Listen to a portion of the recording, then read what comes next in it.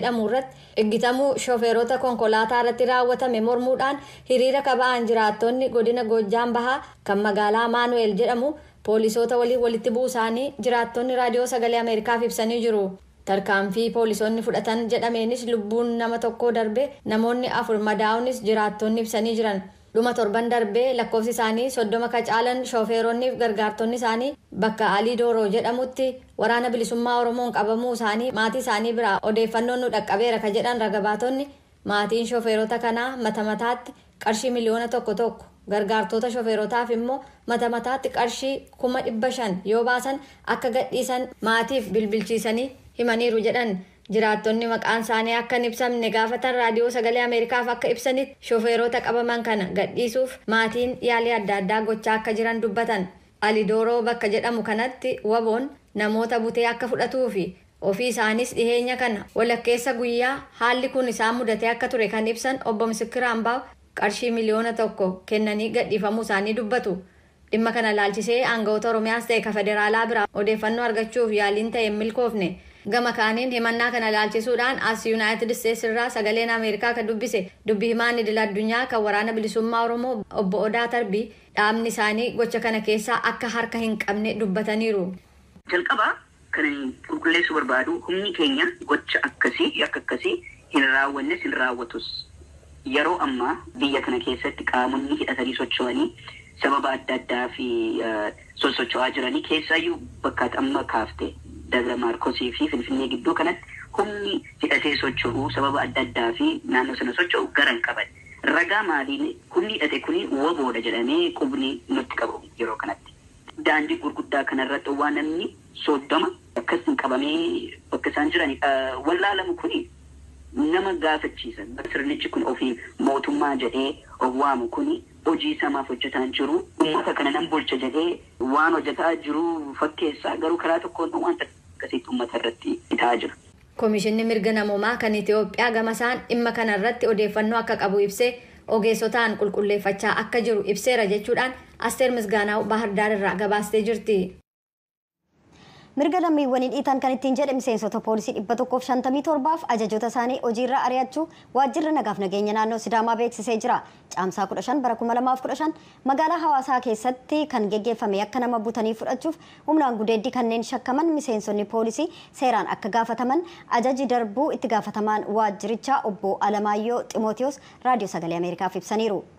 Gara oduutti naanna'een immoo ministeerri ittisaa United States Lloyd Austin roobii kaleessaa pirezidaantii Somaaliyaa Hassan Sheikh Mohammed Pentagaanitti simatanii jiru.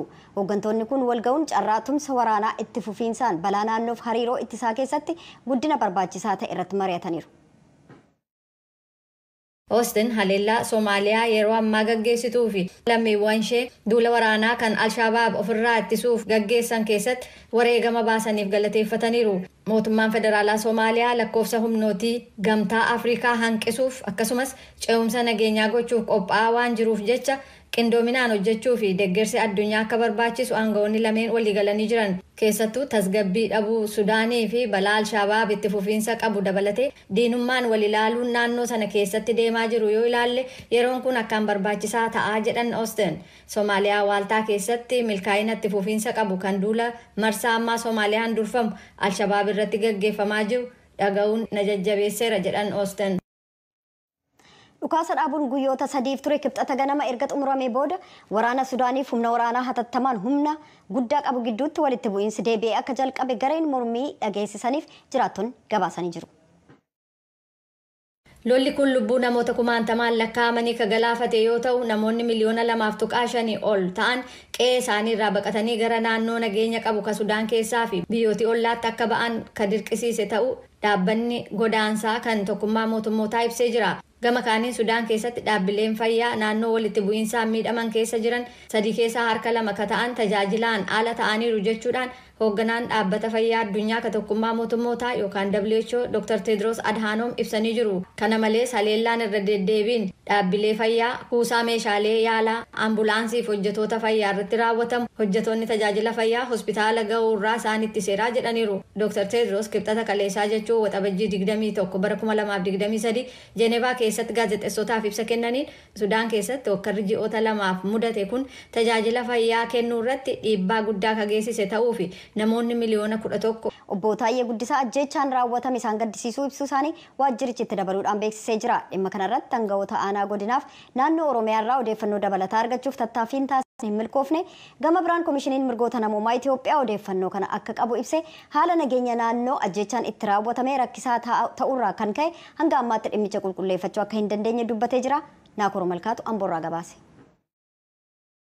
Naannoo Oromiyaa godina Shawaa Kibba Lixaatti bulchaan aanaa Sadeen Sooddoo Obbo Baqqala Qaccaa hidhattoota eenyummaan isaanii hin beekamneen ajjeesamuu isaanii waajjirri koominikeeshinii aanichaa beeksisee jira. Waajjirichi miidiyaa hawaasummaa isaa feesbuukiitiin akka ibsetti bulchaan aanichaa Adaamaa leenjii irra turanii erga deebi'anii booda dilbata darbe galgala tilmaamaan sa'aatii 3tti hidhattoota eenyummaan isaanii hin beekamneen mana jireenyaa isaanii aanaa Iluu magaalaa Asgorii jiru keessaa fudhatamanii waxabajjii 13 bara 2015 kibxata dheengaddaa ajjeesamuu isaanii ibsee jira. Waajjirichi bulchaan godina Shawaa Kibba Lixaa Obbo Taayyee Guddisaa gama feesbuukii koominikeeshinii godinichaatiin Obbo Baqqalaan gocha gara jabeenyaa diinni irratti fudhateen wareegamaniiru jechuun eenyummaa qaama diina jedhanii garuu ibsine nama quuqama uummataaf qabanii faayidaa uummataaf dursa kennanii kan hojjetan jechuunis ajjeesamuu isaaniitiin gadda itti dhaga'ame ibsachuu isaanii waajjirichi beeksisee jira. Sirni awwaalcha Obbo Baqqala Qaccaa guyyaadhaa raawwatamuu isaa koominikeeshiniin aanaa Sadeen Sooddoo beeksisee jira. Dhimma kana irratti aangawoota aanaa godinaaf naannoo Oromiyaa irraa odeeffannoo dabalataa argachuuf tattaaffiin irra deddeebiin bilbilaan taasifne milkoofne. Haaluma wal fakkaatuun godina Shawaa Lixaa aanaa Aadaa Bargaatti bulchaa itti aanaa kan turan Obbo Abdiisaa Qananii waxabajjii 1 bara 2015 kana keessa torban lamaan darbe mana isaanii biratti hidhattoota eenyummaan isaanii hin beekamneen ajjeesamuu isaanii koominikeeshiniin godinichaa ibsee ture. Dabalataanis itti gaafatamaan waajjira paartii badhaadhinaa magaalaa Naqamtee Obbo Dassaaleen Bokonjaa baruma kana baatii bitootessaa keessa hidhattoota eenyummaan isaanii hin beekamu jedhamaniin ajjeesamuu isaanii bulchiinsi magaalichaa ibsuu isaa gabaasne turre. Ajjeechaan goota mootummaaf lammiilee nagaa irratti Oromiyaa Lixaa bakkeewwan garaagaraatti hidhattootaan yeroo garaagaraatti taasifaman jedhaman ilaalchisee odeeffannoon akka isa qaqqabu kan beeksise Komishiniin Mirgoota Namummaa Itoophiyaa haalota kanneen qulqulleeffachuuf sababa haala nageenyaa naannoowwan kanneenii rakkisaa ta'eef gara sanatti imaluun qorachuu akka hin dandeenye beeksisee jira. Haa ta'u malee mootummaan rakkoo kanaaf furmaata akka barbaaduu fi ajjeechaa fi buqqaatii lammiilee nagaa irra ga'u akkasumas mancaatii qabeenyaa akka dhaabsisu yaadachiisaa turuu isaa itti dabaluun beeksisee jira. Sagalee Ameerikaaf Naakoor Malkaa Amboorraa. Hayyuu seeraa fittaanaa pirezidantiin mana murtii waliigalaa federaalaa Itoophiyaa akka turan Obbo Salamoon Araddaa Waaqtolaa tokkummaa mootummootaatti abbaa seeraa dhaddacha araarsa wal falmii ta'uudhaan torban darbe keessa sirna kakuu waajjira tokkummaa mootummootaatti geggeeffame irratti argamuun irbuu seenanii jiru. Jaallanniin kaleessa Niiwuorkitti bilbiluun abbaa seeraa Salamoon dubbistee jirti kunoo. Obbo Salamoon Araddaa Waaqtolaa gaaffii keenyaaf deebii kennuuf dhiyaachuu keessaniif hedduu galatoomaa carraa kanaan immoo baga gammaddaniin jedha. Jaalallee anis carraa naa kennuu keessaniif baay'ee sin galateeffadha. Galatoomee jechuun barbaada. Egaa dorgommii jiru hundumaa keessa dabartanii amma kunoo magaalaa Niiwuork keessa kan jiru tokkummaa mootummootaa dhuftanii hojii jalqabuuf deemtu maaltu isinitti dhageessise? Jaalallee akkuma beektu wanni kun haaraa miti. Muudamni kan geggeeffame akka lakkoofsa Awurooppaatti 15/2022 muudamni kun kan geggeeffame wanta haaraa miti jechuudha. Muudamni sun eeguu geggeeffamu dorgommii adda addaa keessa darbame sadarkaa kanarra kan gaame ta'uusaa yeroo odeeffannoo kenneedhaa isarra deebi'uun barbaadu. Garuu maatiitti dhagaamannaa jettu ana gammachuu guddaa sanatti dhagaame keessattuu lataa biyya Itoophiyaatii achitti dhalannee guddannee barannee biyya keenya keessattis hojjennee ogummaadhaanis muuxannoo adda addaa erga horannee booda sadarkaa addunyaa irratti dorgomaa taanee kanama dhuunfaa tokkotti namoota addunyaadhaaf irratti sama wajjin waltajjii addunyaa kanarratti yeegguun kakuu kanarratti hirmaadhu gammachuu guddaatu natti dhagaame jechuun barbaada. Eenyutu sirna kakuu sana sin raawwachiise? Sirna kakuu kan akkuma seeraa dhaabbata mootummaa gamtoomaniitti muudama kan kennu mana maree dhaabbata mootummaa gamtoomaniiti United Nations General Assembly kan jedhamu sanadha. Miseensonni dhaabbata mootummaa gamtoomanii 193 kan keessatti miseensa ta'an hundumtuu kan irratti hirmaatanidha. Filannoon kan gaggeeffame muudamni kan gaggeeffame mana maree mootummaa gamtoomaniitiin. Sirni kakuu kun kan raawwatamu immoo barreessaa olaanaa dhaabbata mootummaa gamtoomanii kan ta'an kabajamoo Mr. Antonio Guterres'idha. Muuxannoo qabdaniin barumsa qabdaniin iddoo kana yeroo dhuftan keessi keessan ammam ittiin milkaa'anan hojjedhaa jettanii yaaddu yeroo kana? Jedduu kana kakuu qofa irratti miti kan hirmaanne treeningii, indaakshinii adda addaa adeemsa hojii akkamitti akka hojjetan seera kam akka hojiirra oolu seera akkamitti manni murtii akkamitti akka hojjechu odeeffannoo waliigalaa leenjiinis nu kennamaa ture. Abbootii seeraa hojiirra jiraniin leenjiin adda addaa nu kennamaa jira. Haga ammaa jettu kanarratti kaa'uu ilaallu hojiin kun hojii salphaa miti. Muuxannoo biyya keessa kanan qabu ture yeroo tokko tokko muuxannoo biyya alattis ana hojjete ta'us kun anaaf muuxannoo hojii haaraadha fi muuxannoo fi hojii haaraa qofa osoo hin ta'in immoo haalli hojiin kun itti hojjetamus ka haala biyyaatirraa konteekstii garaagarummaa ni qabaata. Yaa ta'u malee yeroo gabaabaa keessatti hojii kanatti kan hirmaannu waan ta'eef hojii kanarratti hirmaachuudhaan amma hojiin kun akka milkaa'u tattaaffii guddaa gochuudhaan akkan hojii kana fiixan bahuu danda'u ammas abdii danqanii qaba. Beekumsa kee dabaluudhaa fi jabaatanii hojjechuun akka narraa eegamu ta'uusaa gara fuulduraatti baay'ee hojjechuu kan qabu ta'uusaa hojii guddaan narraa eegamu ta'uusaa hubachuudhaan hojiidhaaf qophaa'e ta'uusaa hubachiisuun barbaada jechuudha. Egaa obbo Salamoon namoota akka keessan jaarmayoota sadarkaa addunyaa keessa hojjechuu barbaadan akkasumas dhaloota boriif wanni jettan yoo jiraata. Biyya Itoophiyaa san keessa humna baay'eetu jira.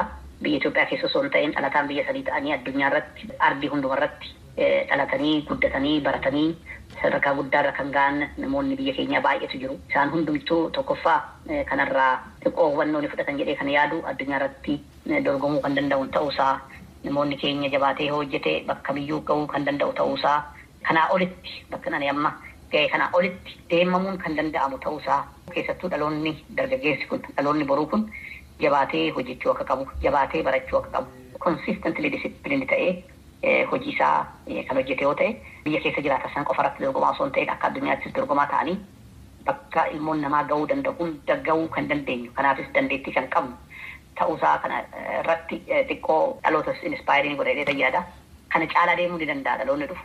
Obbo Salamoon Araddaa Waaqtolaa deebinaa laattaniif maqaa raadiyoo sagalee Ameerikaan hedduu galatoomaa.